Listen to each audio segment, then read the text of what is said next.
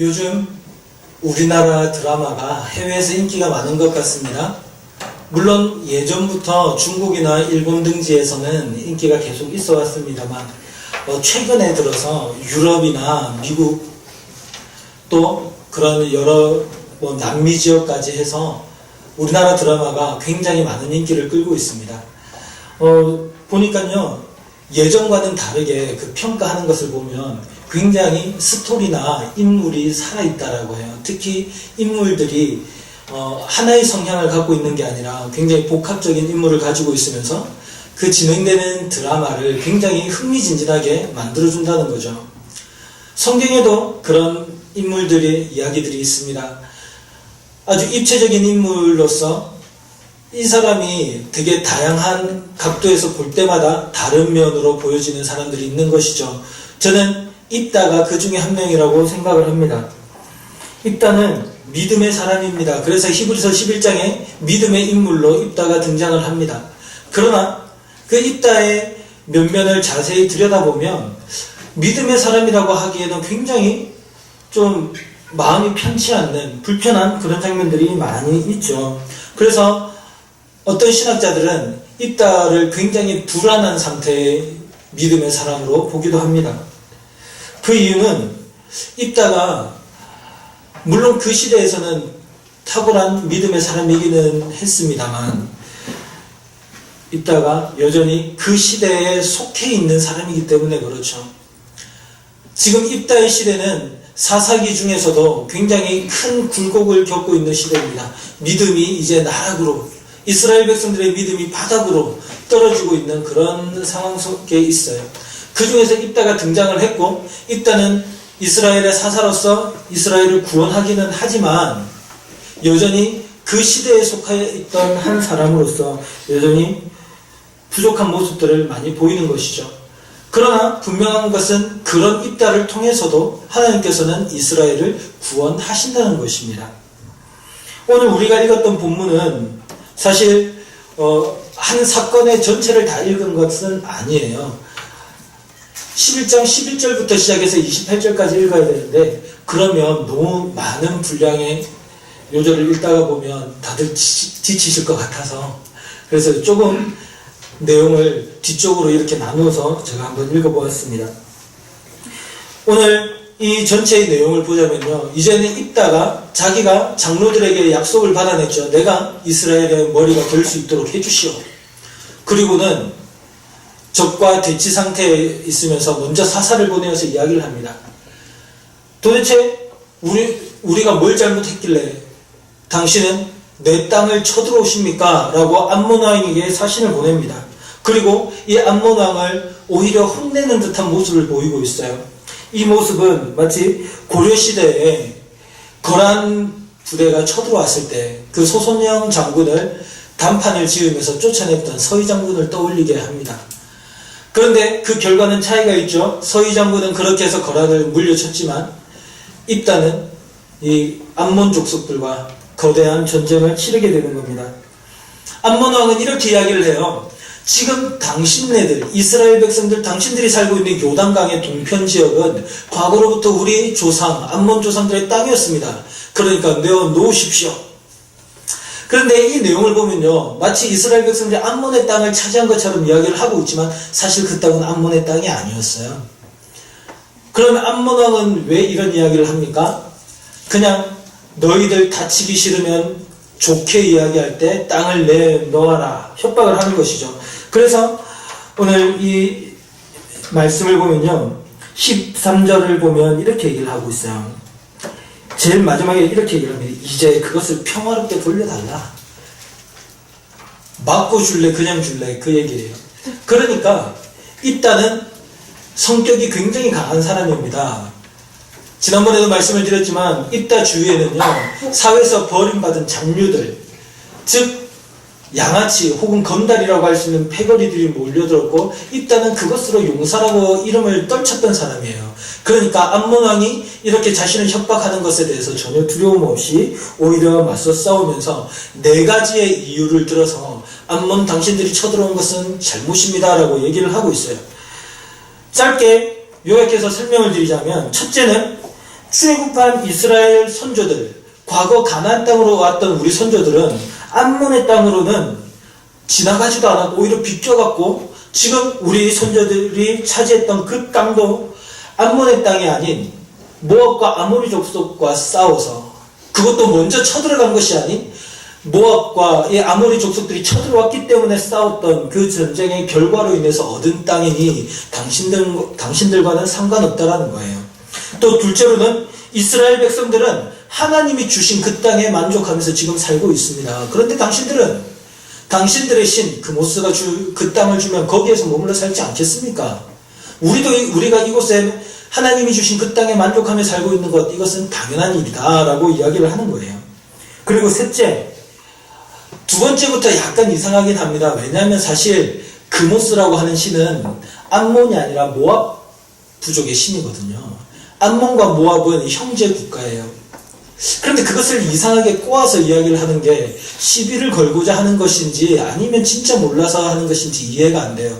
그런데 신학자들 중에 있다가 이 신들의 이름을 바꾸어 말하면서 이 암몬의 왕의 신경을 긁고 있다라고 이야기를 하는 사람들이 있습니다. 왜냐하면 이 입다는 암몬 부족과 접경한 땅, 독땅에 살고 있었기 때문에 그들의 신을 잘 모를 리가 없다라는 거예요. 그런데 일부러 사람들의 마음을 조금 꼬아서 시비를 걸고 있다라고 이야기를 하는 거죠. 그리고 세 번째가 아주 입다의 강성의 성격을 보여줍니다. 뭐라고 하냐면요, 과거 모압 왕 십볼의 아들 발락도 우리와 싸우지 않았었다라고 하는 거예요. 그 발락이 싸우지 않고 어떻게 했습니까? 이스라엘 백성들이 애굽을 무너뜨리고 출애굽을 했던 그 이스라엘의 하나님을 두려워하면서 이 모압 왕 발락은 이스라엘과 전쟁을 하지를 못해요. 그리고 대신해서 하나님의 손으로 이스라엘을 치게끔 발람 선지자를 통해서 바알부올의 죄를 짓게 만들죠. 그리고 또 신전에서 저주를 내리고요. 여튼 직접 싸울 생각을 못했습니다. 그런데 지금 그 이야기를 하면서 뭐라고 하냐면요, 그 발락도 우리와 싸울 생각을 못했는데 네가 그 발락보다 나은 게 뭐가 있다고 감히 우리에게 싸울 생각을 하느냐라고 이야기를 하는 거예요. 아주 강력하게 이야기를 하는 것이죠. 그리고 마지막 네 번째로는 이렇게 이야기를 합니다. 이 땅이 진정으로 당신들의 땅이었으면 이미 300년이나 지났는데 그 사이에 땅을 찾아가지 않고 뭐 했느냐라고 책망을 하는 것이죠. 이 땅은 분명 전쟁 전에 협상을 하고 사자를 보내는 것을 보면 뭔가 아주 조용히 문제를 해결하려고 하는 듯한 모습을 보입니다. 그러나 그 대화가 오고 가는 광경을 보면 이 땅은 결코 이 암몬 족속에게 두려움에 떨고 있지 않음을 보여주면서 오히려 싸워도 나는 이길 수 있다라고 하는 그런 자신감을 가지고 지금 달려들고 있는 것입니다. 어떻게 보면 마치 자기가 명분이 나에게 있으니, 이 전쟁의 명분은 이스라엘에게 있으니 우리가 너를 향하여 공격하는 것도 우리의 잘못이 아니다라고 이야기를 하는 것 같은 그런 선전포고처럼 들리기도 합니다. 사실 이따가 암몬 왕과 이야기하는 내용을 자세히 살펴보면요, 조금의 신학적인 문제들이 있음을 우리는 발견하게 됩니다. 그러나 그럼에도 불구하고 입다는 이런 연약한 부분이 있음에도 불구하고 하나님이 함께하여 주시면 승리할 수 있다라고 하는 확고한 믿음은 있었고요. 그 믿음으로 이 전쟁을 달려드는 것이죠. 그리고 아주 확실한 전쟁에 대한 이야기, 전쟁에 대한 승리의 이야기를 이렇게 먼저 이야기를 합니다. 선전포고를 하는 것입니다. 심판하시는 여호와께서 암몬 족속과 우리 이스라엘 사이에서 판결하기를 원하신다라고 하는 거예요. 일단은 이제 하나님과는 상관없었던 것 같은 이 싸움에 하나님 여기에 개입해 주십시오라고 이야기를 하는 것처럼 보입니다. 왜냐하면요, 암몬 족속으로 인해서 괴롭힘을 당할 때 이스라엘 백성들이 하나님께 도움을 요청하지만 하나님께서는 나는 더 이상 너희를 돕지 않겠다라고 얘기하셨잖아요. 그리고 이스라엘 백성들은 자기들의 힘으로, 자기들의 손으로 사사 입다를 세웠죠. 그런데 그 입다가 지금 뭐라고 하냐면 하나님께서 옳고 그름에 대해서 판결하기를 원하십니다 라고 얘기를 하는 거예요. 즉 하나님께서 이 자리에 오셔서 직접 시시비비를 가려 주십시오 라고 얘기를 하는 거죠. 그런데요, 안타까운 것은 이 장면이 하나님께서 개입하시는 장면이기는 합니다만 하나님께서 주도적으로 하시는 게 아니라 사람이 있다가 하나님을 이 장소로 끌어오는 거예요. 하나님, 이곳으로 오십시오. 그래가지고 우리를 위해서 일을 해주십시오라고 아주 강하게 이야기를 하는 것이죠. 어떻게 보면 좀 좋아 보이는 모습은 아닙니다. 그러나 이 입다의 발언은 그 상황과는 상관없이 굉장히 중요한 메시지를 담고 있는 말이에요. 지금 이 당시 이스라엘 백성들은 마치 왕이 없는 것처럼 살고 있죠. 그래서 사사기에서 몇 번에 걸쳐서 이야기를 하지 않았습니까? 그때 이스라엘에 왕이 없었으므로 백성들이 자기 소견에 오른 대로 행하였더라. 기준 없이 자기 마음대로 살아가는 거예요. 하나님을 섬기는 것도 자기 마음대로 섬기고 이 땅을 살아가는 삶의 방식들도 무조건 자기 마음대로예요. 하나님 보시기에 악해도 그렇게 악할 수가 없을 만큼 방자하게 행하고 있었습니다. 그럴 때에 입다가 얘기하는 거예요. 심판하시는 여호와 그분께서 판결하신다. 그것에 대해서 이야기를 합니다. 이 입다의 사건은요, 사사기의 중간쯤에 위치해 있어요. 그래서 그 중간, 우리가 이제 한참 이 사사기의 어두운 면을 읽고 있는 우리들에게 하나님께서 확실하게 말씀하시는 거예요. 하나님께서 판결하신다. 심판하시는 하나님께서 판결하신다. 이 말에 있어서 굉장히 중요한 것이 있습니다. 뭐냐면요, 사사가 여호와시다라고 하는 거예요. 무슨 말이냐면 사사라는 말의 히브리어는 샤파트라고 하는 말입니다. 그리고요, 여기서 심판하시는 여호와 할 때, 심판한다라고 할 때 그 히브리어도 샤파트입니다. 그리고 판결한다라고 할 때 그 말도 샤파트예요. 무슨 말이냐면요, 이 말이 의미하는 것은 곧 여호와께서 사사시다라고 하는 이 사사기에 숨어있는 주제를 이제는 물밑으로 끌어올리는 거죠. 보세요. 사사기를 보면 사사들이 믿을만 합니까? 그렇지 않죠. 처음에 등장했던 몇몇 사사들을 제외하고는 점점 사사 같지 않은, 아니 하나님의 백성 같지 않은, 마치 가난한 사람들과 전혀 다를 바 없는 그런 모습들을 점점 더 크게 보여주고 있어요. 그러니까 우리들이 보면서는 이런 생각이 들죠. 사사들이 이러면 도대체 이스라엘의 희망이 어디 있는가? 지금 이 시대가 우리 교회를 바라보면서 하는 말들과 비슷하지 않아요? 교회의 지도자들이 저런 모습이라면, 뉴스에 안 좋은 면에 나오는 몇몇 소수의 목회자들이긴 합니다만, 그런 사람들을 보면서 마치 한국교회 전체가 그런 것처럼 이야기를 하죠. 그리고 그 교회 안에서도 마찬가지죠. 목사님도 저런데 교회에 희망이 있는가? 그런 이야기를 합니다. 그런 우리들에게 지금 이 사사기, 오늘 이 본문의 이야기는요, 명확하게 던져주는 메시지가 있어요. 여호와가 사사시다 라는 거예요. 이 시대 한국교회의 지도자는 누굽니까? 오늘 이 본문 그대로라면 하나님께서 말씀하시는 거예요. 여호와가, 예수 그리스도께서 교회의 머리가 되신다라는 거예요. 여러분, 그 사실을 믿고 살아가고 계십니까? 우리 인생에도 마찬가지예요. 우리 인생에도 오늘 이 본문 말씀을 통해서 하나님께서 말씀하시는 것은 여호와가 우리 인생의 사사시다라는 거예요. 그리고 그 사사로서 뭘 하시는 거예요? 우리의 삶을 판결하시는 거죠. 오늘 이 암몬은 입다에게 쳐들어와서 그들의 억지 주장을 펼치고 있습니다. 그러나 입다는 그 암몬 자손들의, 암몬 왕의 이런 행패에도 불구하고 자신 나름의 믿음을 가지고 하나님께서 행하실 그 일들을 기대하며 이야기를 합니다. 그러나 제가 여기서 입다 나름의 믿음이라고 한 것은요, 입다의 믿음이 굉장히 불안한 상태에 있기 때문에 드리는 말씀이에요. 왜냐하면요, 입다가 지금 이 전쟁을 굳이 하려고 하는 이유가 뭘까요? 이스라엘 백성을 구원하기 위함입니까? 그렇지 않았어요. 입다는 이스라엘 장로들이 자기를 찾아오기 전까지는 독단행해서 그냥 자기들의 부하들을 데리고 자기 마음이 가는 대로 살고 있었습니다. 그러나 이스라엘 장로들이 와서 자기들을 도와달라고 암몬에게서 구원해서 승리해 주면 이스라엘의 머리로 삼아주겠다라고 했더니 그때 자기가 머리로 삼아주는 것을 하나님 앞에서 맹세하라. 그렇게 한 다음에 여기에 온 거예요. 그리고 오늘 하나님께서 직접 개입하셔서 하나님께서 도와주셔서 저에게 승리를 좀 달라고 이렇게 여호와 하나님을 이 협상대로 끌어내려 온 것이죠.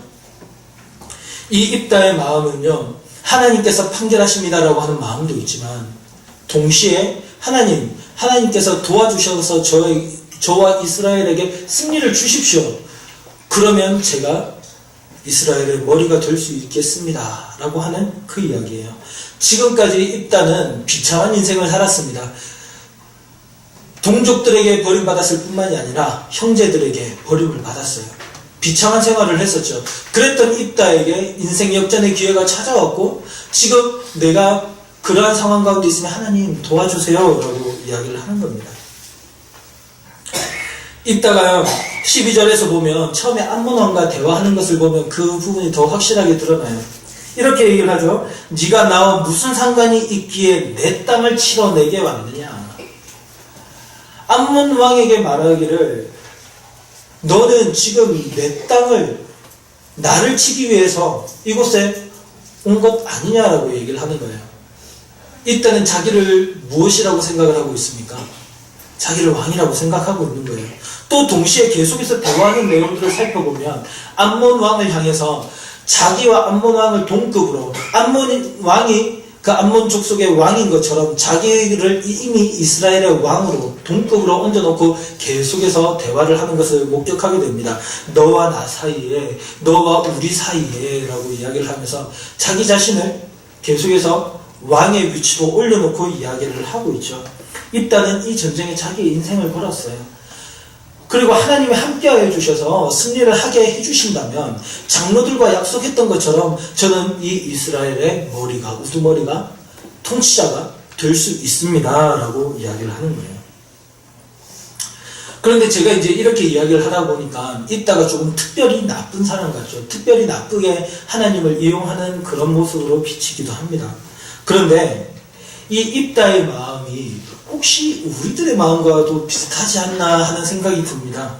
왜냐하면요, 어떤 일이 생겼을 때 우리도 접근하는 방식이 입다와 비슷하다는 거죠. 입다는요, 어떻게 보면 협상의 전문가입니다. 그래가지고 이스라엘 장로들이 자신들에게 찾아왔을 때 협상을 하여서 처음에 군대 장관의 자리를 주겠다고 했던 그것을 바꾸어서 이 이스라엘 백성들의 머리로 삼는, 즉 통치자로 삼는 것으로 협상을 해서 바꿨어요. 그리고 어쨌건 간에 이 암몬의 왕과 협상을 해가지고 뭔가를 만들어내려고도 했고요. 그리고 이제 오늘 본문 그 다음에 나오는 상황들을 보면 전쟁에서 승리하기 위해서 하나님과도 협상하는 장면이 나와요. 협상의 전문가죠. 그런데 그만큼이나 우리도 하나님 앞에서 협상의 전문가는 아닌지 모르겠습니다. 어떤 문제가 생겼을 때 그 문제를 놓고 하나님께 기도를 하는데 마치 하나님과 협상하듯 기도하는 거예요. 하나님, 저에게 이런 문제 있습니다. 이런 것 좀 해주시면 제가 이렇게 살겠습니다. 하나님, 제가 이렇게 할 테니 하나님 좀 도와주십시오. 제가 이렇게 해주시면 더 잘할게요. 우리의 기도는 하나님께 협상을 구하는 걸까요? 아니면 하나님의 은혜를 구하는 걸까요? 하나님의 은혜를 구하는 거잖아요. 그런데 우리는 자꾸만 별 볼 일 없는 우리의 어떤 공로를 끄집어 와가지고요. 하나님께서 저를 도와주시면 저 이거 드릴게요. 하나님께서 이렇게 해주시면 저 이것도 한번 해볼게요. 그렇게 이야기를 하는 거죠. 그리고 하나님께서 그것을 들어주시지 않는다면 하나님이 잘못된 것으로 우리는 하나님을 책망하고 하나님을 비난하는 그런 일도 있지 않습니까? 그래도 어떻게 보면요, 이렇게 하나님 도와주시면 제가 이렇게 할게요 하는 사람들은 그나마 조금이라도 나은 것 같습니다. 어떤 사람들은요, 자기가 하나님 앞에서 어떻게 해야 될 것인지는 도무지 생각도 하지 않고 그냥 무조건 도와달라는 거예요. 마치 하나님 앞에 돈을 구워준 것처럼 하나님 저에게 돈 좀 주십시오. 무슨 자녀들의 성공을 맡겨놓은 것처럼 하나님 당연히 주셔야죠. 그렇게 우리의 요청을 너무나도 당당하게 요구하는 마치 떼쓰는 아이처럼 혹은 협박하는 건달처럼 그렇게 하나님께 기도하는 우리의 모습들도 발견하게 되는 것입니다. 이따는요, 지금 이 협상 테이블 속에서 여호와께서 사사이심을 고백은 하고 있습니다. 그러나 그 시대를 보면요, 그 시대 자체는 그 여호와 하나님의 사사가 되심을, 통치하심을 전혀 인정하지 않고 있는 시대예요. 우리가 살아가고 있는 이 시대는 어떻습니까? 비슷하잖아요. 하나님의 통치하심을 인정하지 않는 시대에서 살고 있잖아요. 심지어 하나님의 통치하심을 싫어하고 있는, 인정하지 않는 것을 떠나서 그렇게 하지 않기를 원하시는, 하나님 저의 삶에 개입하지 않으셨으면 좋겠습니다. 저쪽은 그냥 자유롭게 내버려 두세요. 전 그냥 주일날 나가서 예배 드리는 것까지는 잘 할 테니까 제 일상의 삶은 그냥 좀 내버려 둬 주세요.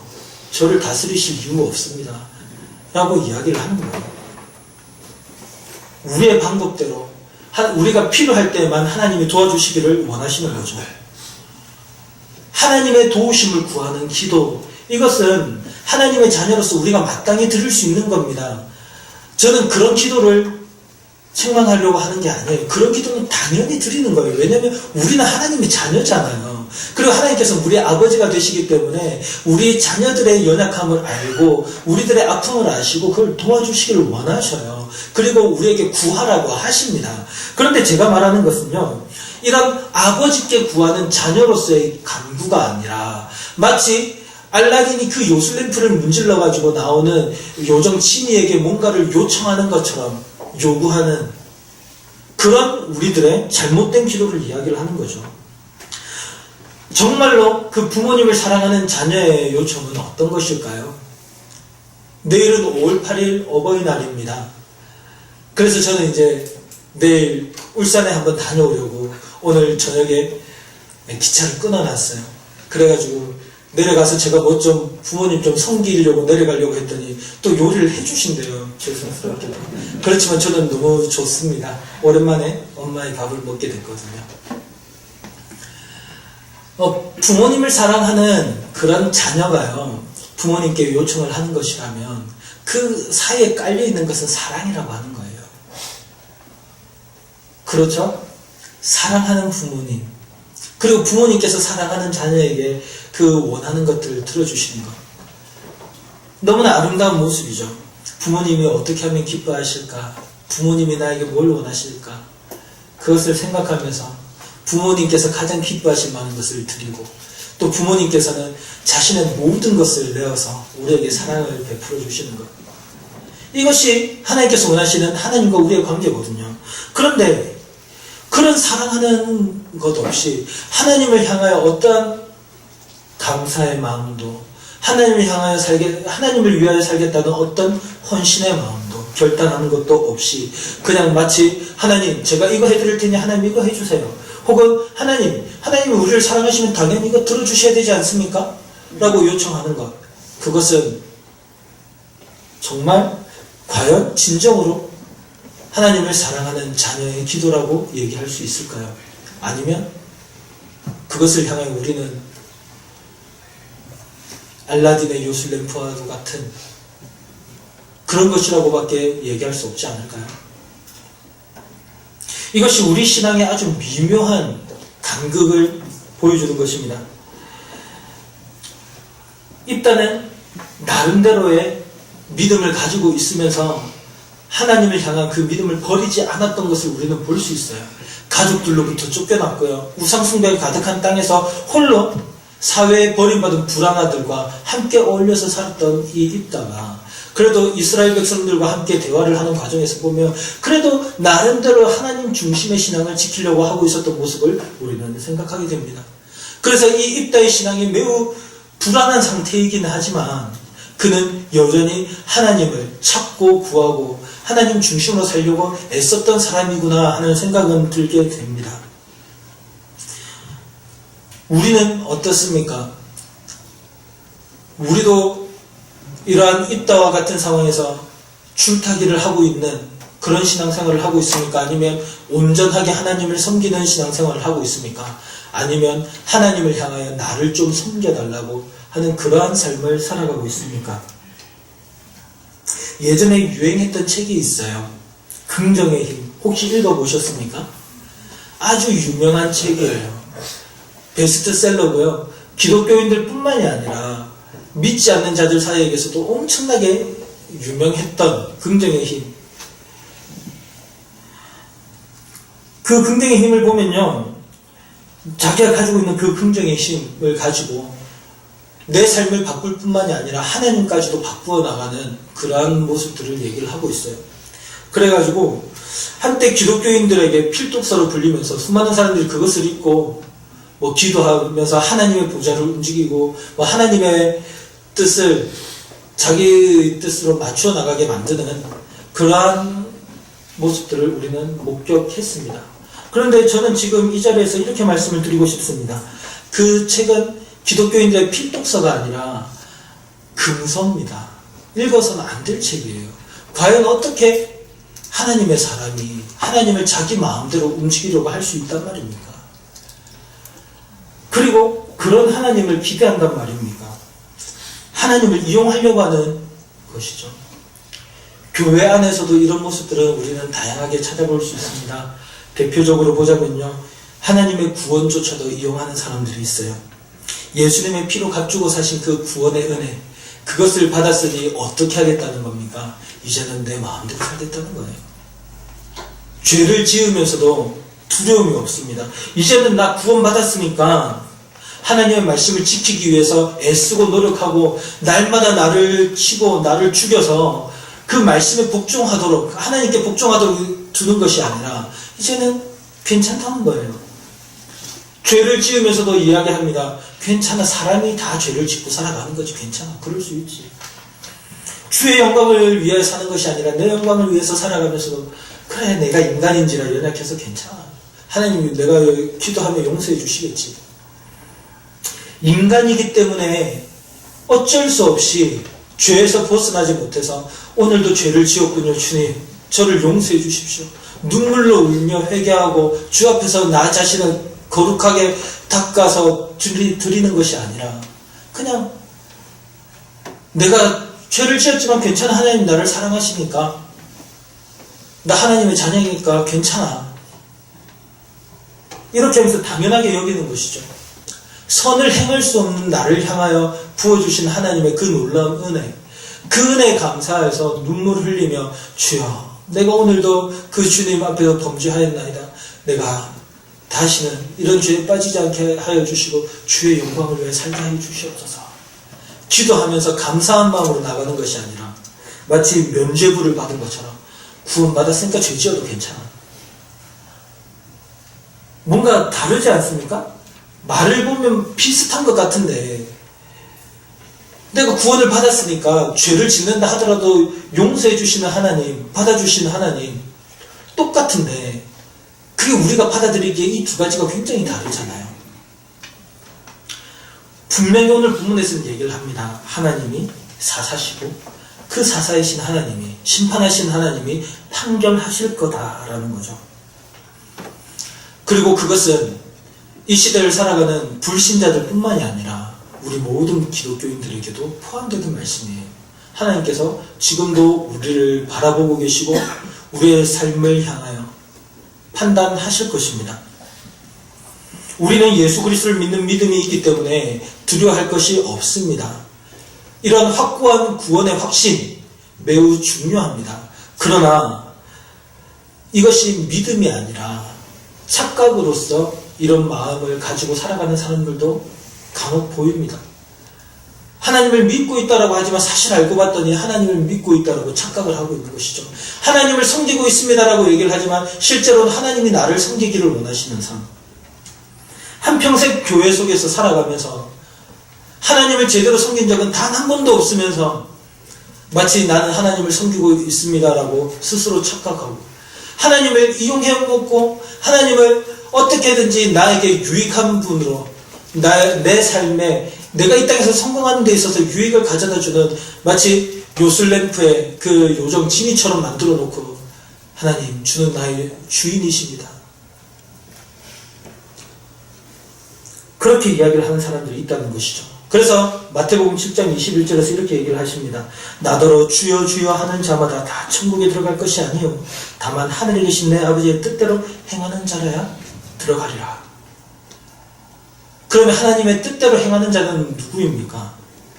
마태복음 22장 37절에서 39절 예수께서 이르시되 내 마음을 다하고 목숨을 다하고 뜻을 다하여 주 너의 하나님을 사랑하라 하셨으니 이것이 크고 첫째 되는 계명이요 둘째도 그와 같으니 내 이웃을 내 자신같이 사랑하라 하셨으니 하나님을 사랑하고 이웃을 사랑하는 것 그것이 하나님의 뜻인 줄 압니다. 그리고 오늘 본문과 비추어서 봤을 때 이 두 가지 중에서 조금 더 특별히 하나님을 사랑하는 것 우리가 진정으로 하나님을 섬긴다라고 했을 때 그것은 하나님을 사랑하는 것입니다. 아까 전 중간에 말씀드린 것처럼 아버지이신 하나님을 사랑하고 어떻게 하면 주님을 기쁘시게 할 수 있을까? 때로는 하나님 앞에서 내가 할 수 있는 최고의 애교도 떨어보기도 하고요. 제가 그렇게 해봤는데 조금 부끄럽기는 하지만 그래도 또 좋기는 하더라고요. 제가 기도하면서 개인 기도 시간에 하나님께 기도를 하면서 하나님 그래서 제가 뭐 표현은 잘 못하겠습니다. 부끄럽습니다. 그러나 하나님께는 제가 할 수 있습니다. 그런데요 제 기분인지는 모르겠어요. 그때 제 마음이 조금 더 달라지는 것 같아요. 제가 집에 가면 부모님께 애교를 조금 부리는 편이거든요. 하나님께도 한번 해봤어요. 우리 부모님께 하는 것처럼. 저 혼자 있으니까 그래도 괜찮더라고요. 하나님과 저만의 시간이니까. 우리는 어떻게 하나님을 사랑하는 마음을 표현하겠습니까? 오늘 이 땅은 어떻게 보면 하나님을 사랑하긴 하지만 자신의 것이 또 매우 중요한 좀 그런 외줄타는 그러한 믿음의 소유자로 우리는 보입니다. 그러나 입다가 고백했던 것처럼 이 판결하시는 하나님께서 이 암몬과 이스라엘 사이에서 판결하시면서 입다에게 거룩한 하나님의 영을 부어주시고 승리를 하게 하십니다. 우리는요 조금 더 나았으면 좋겠어요. 하나님께서 우리에게 이 말씀을 주시는 것은 이 말씀을 통해서 우리가 최고의 것을 주님께 드리기를 원하시기 때문이 아닐까요? 오늘 이 시간 우리가 이 말씀을 생각하시면서 주여 내가 진정으로 주님을 사랑하기를 원합니다. 주님을 이용하지 않고 하나님께서는 우리의 사사이심을 기억하고 또 우리를 판결하실 분이심을 기억하고 우리가 주 앞에서 진실한 신앙생활을 하기를 원합니다. 이렇게 고백하시면서 결단하시며 살아가시는 저와 여러분 되시기를 간절히 소망합니다.